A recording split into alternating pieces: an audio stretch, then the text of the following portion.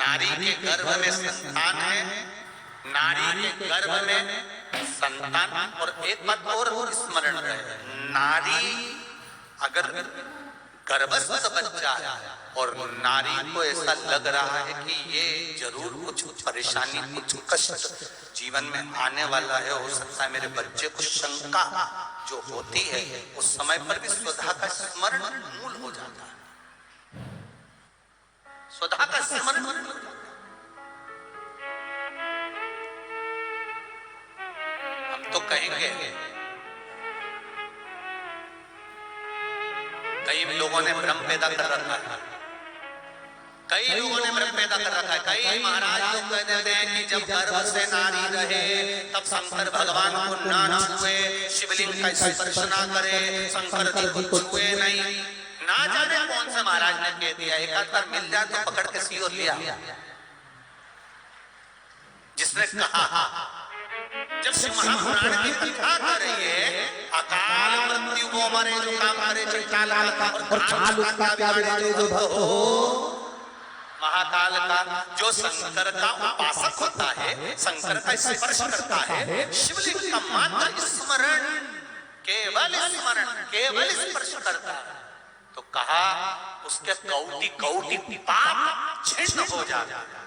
तो गर्भस्थ नारी, अरे भाई लिंगायत संप्रदाय का वर्णन हिंगोली से करा था, परली से करा था कि लिंगायत संप्रदाय में शिवलिंग को मानते हैं।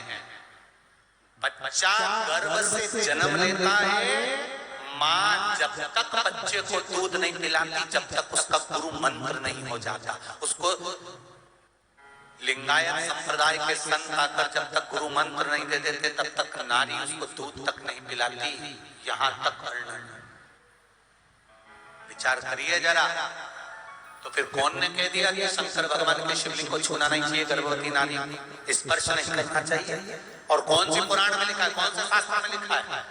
यहाँ शास्त्र कह रहा है, शिव महापुराण, स्कंद पुराण, लिंग पुराण, नर्मदा पुराण, पद्म पुराण वर्णन करती है।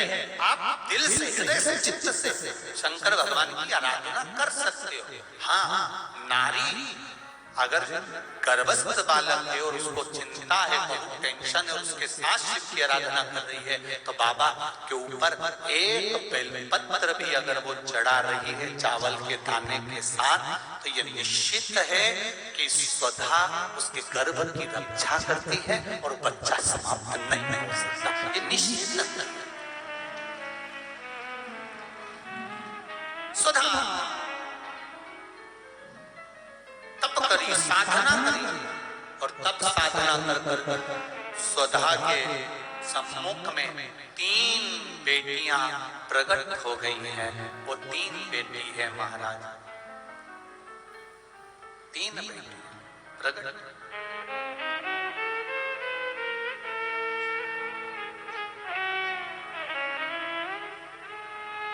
महाराज मैना, धन्या और कला, ये 3 बेटियों का प्रागट्य सम्मुख में हो गया।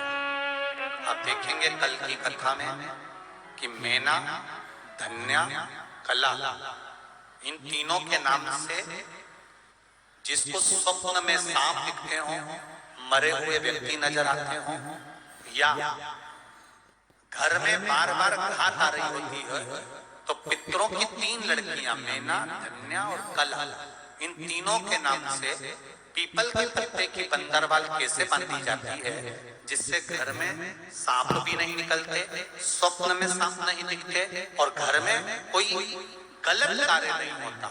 जैसे बच्चे गलत संगत की ओर नहीं जाते, मदिरापान, जुआ, वेश्यावृत्ति, इसकी ओर ना जाए, वो कथा कल की कथा में लेंगे और पितरों की बेटियों के चरित्र को आगे बढ़ाएंगे। तो आज यहाँ पर भगवान गणेश जी महाराज का प्रार्थना। आजकल इंडिया में सब कर क्या रहे हैं? ग्रो कर रहे हैं, सारे कर रहे हैं।